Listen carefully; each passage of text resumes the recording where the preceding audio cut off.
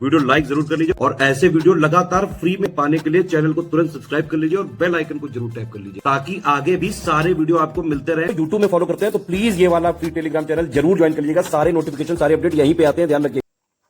नमस्कार दोस्तों, स्वागत है आपका सी सेट प्रिपरेशन के इस यूट्यूब चैनल पर।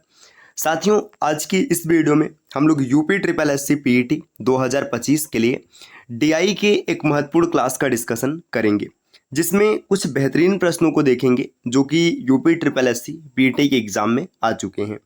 तो चलिए साथियों, शुरू करते हैं आज के इस इंटरेस्टिंग क्लास को। इससे पहले एक ज़रूरी सूचना है कि अगर आप पेट का एग्ज़ाम देने जा रहे हैं तो अंतिम समय जो है इसमें आपको मॉक टेस्ट जरूर लगाना चाहिए। अगर आप मॉक लगाएंगे तो आपका लेवल बूस्ट होगा, जिससे एग्जाम में अच्छा प्रदर्शन कर पाएंगे।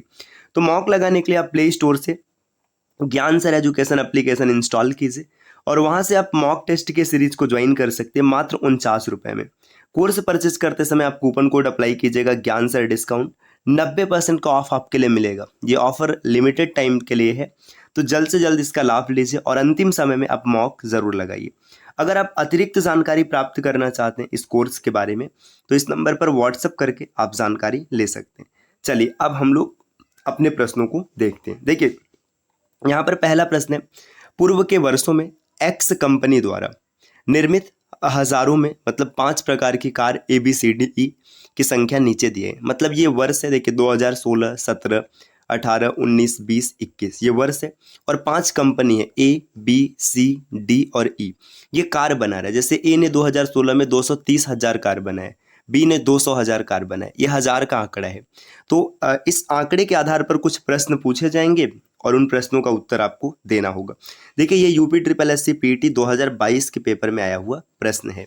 16/10/2022 सेकेंड शिफ्ट में बना था।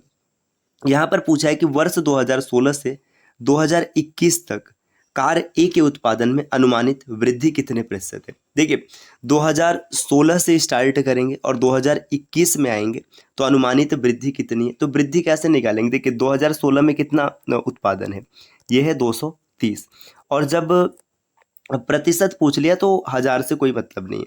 और 2021 में जो उत्पादन है ये है 255। अब देखिए, 2016 से 21 में कितना वृद्धि हुआ है। अगर आप अंतर देखेंगे तो 25 का वृद्धि हुआ है, और किस नंबर पर वृद्धि हुआ है तो ये 230 पर हुआ है।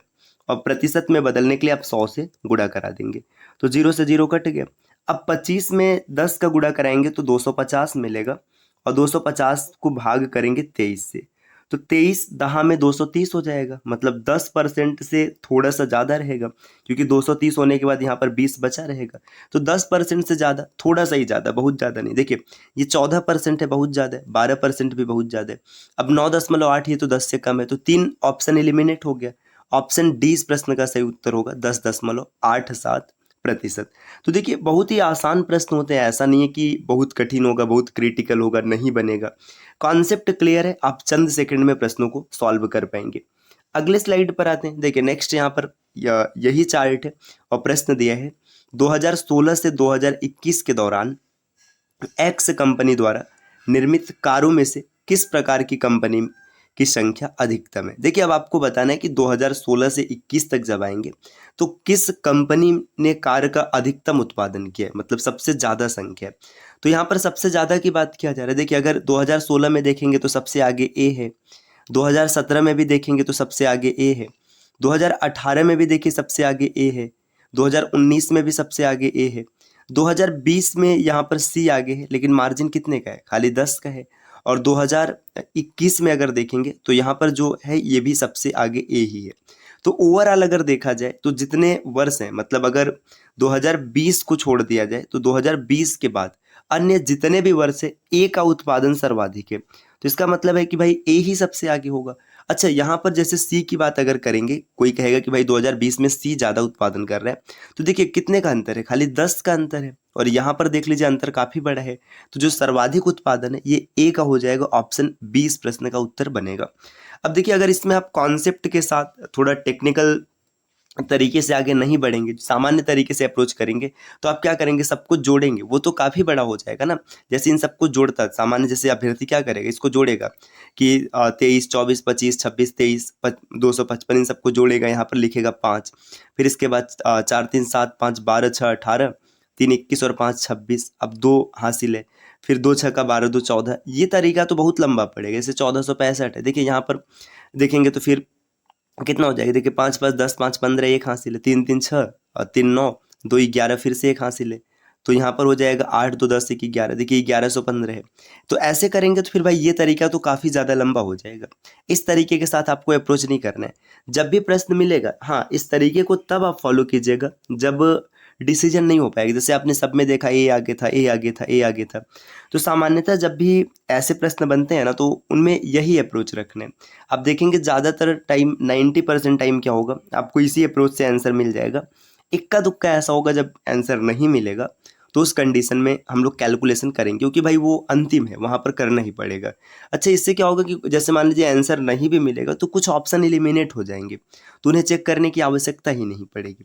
चलिए अब अगले स्लाइड पर आते हैं। नेक्स्ट यहाँ पर दिया है कि पूर्व के वर्षों में, अच्छा ये वही डेटा है, यहाँ पर दिया है 2016 में कार ई का उत्पादन और 2019 में कार बी के उत्पादन का लगभग कितने प्रतिशत है। देखिए 2016 में कार ई का उत्पादन 115 है, ठीक, और 2019 में कार बी का जो उत्पादन है, 2019 में कार बी का उत्पादन ये 115 और यहाँ पर ये 215 है।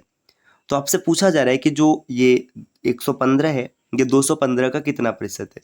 देखिए 115 215 के परसेंट की बात कर रहे हैं, प्रतिशत निकालने के लिए गुणा 100 करेंगे।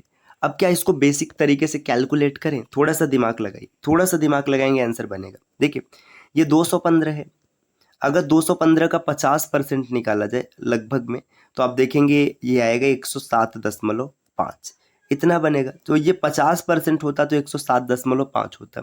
अब ये 50% से थोड़ा सा ज़्यादा रहेगा, बहुत ज़्यादा नहीं, थोड़ा सा ज़्यादा बनेगा। तो देखिए 50% के आसपास, देखिए ये तो 47% है, तो ऑप्शन नहीं हो पाएगा। ये 61% है, 50 से बहुत ज़्यादा है। ये 86 है, ये तो लगभग मतलब 90-100 के आसपास पहुंच गया। तो 53.5 यही ऑप्शन है। टिक करिए, आगे बढ़िए। बाकी आप बेसिक तरीके से भी कैलकुलेट करना चाहते हैं तो कर सकते हैं, लेकिन ये वाली अप्रोच थोड़ी सी होनी चाहिए। आप चीज़ों को समझिए कि किस हिसाब से करना है। आप ऐसे भी देख सकते थे, देखिए इसका जो 50% है 107 हो जाएगा, 1% की वैल्यू लगभग 2 के बराबर है। तो यहाँ से 7.5 आगे बढ़ेंगे तो 2 3 6 और मतलब थोड़ा सा और, मतलब लगभग 3.5% आगे बढ़ेगा।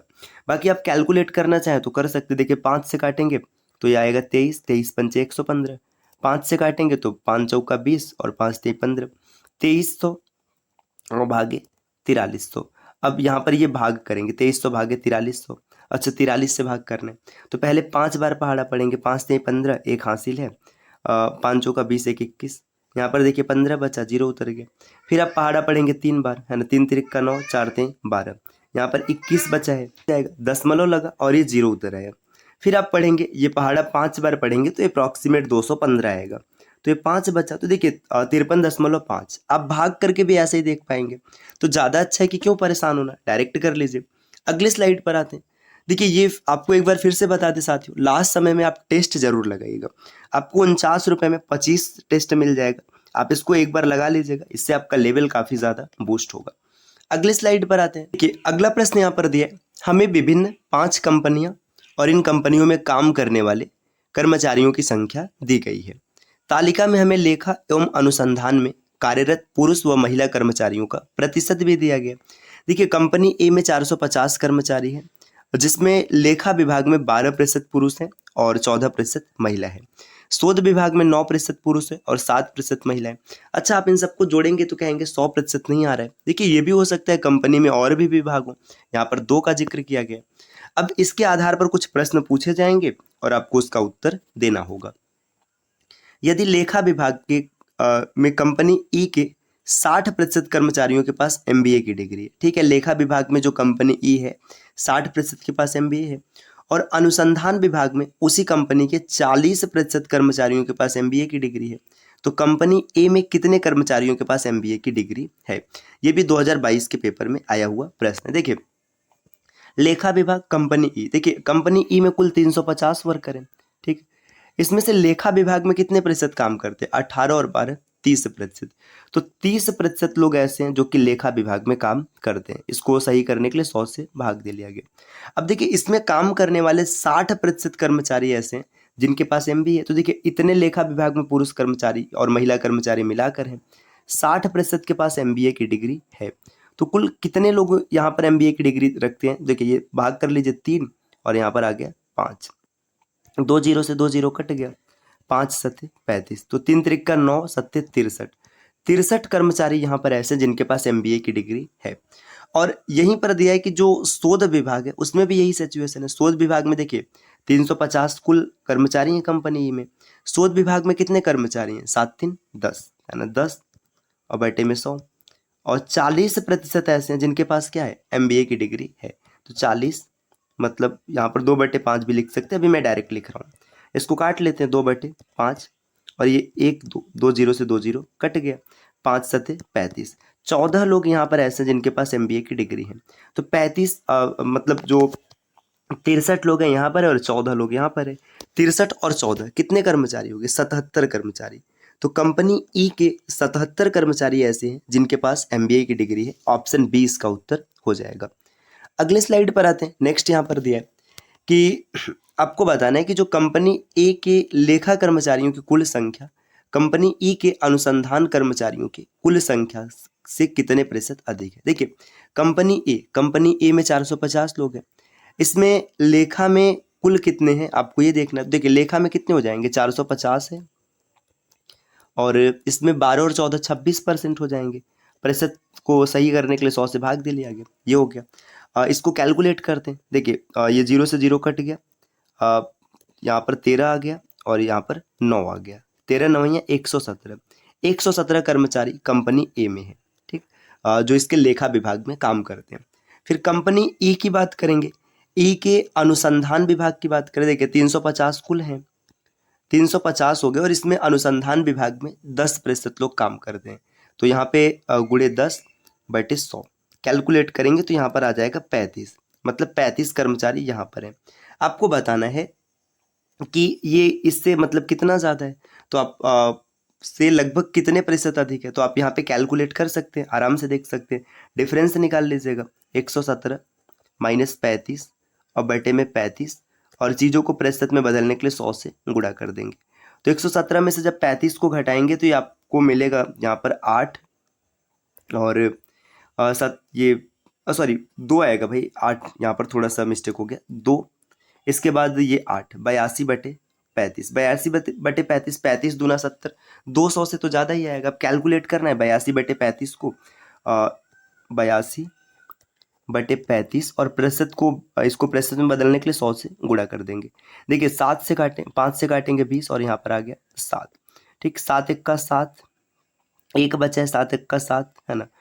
फिर से यहाँ पर देखेंगे तो कितना बच जाएगा, 5 बचेगा, 7 7 49, 117 दूना 234, तो अप्रॉक्सीमेट 234 होगा। ऑप्शन 20 प्रश्न का उत्तर बनेगा।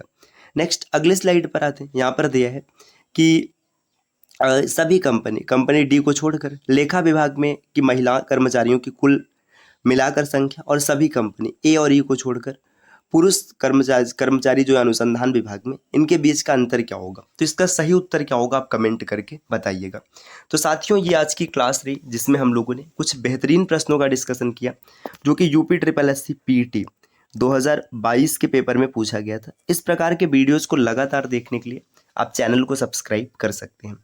तो मिलते हैं साथियों आपसे नेक्स्ट वीडियो में, तब तक के लिए नमस्कार।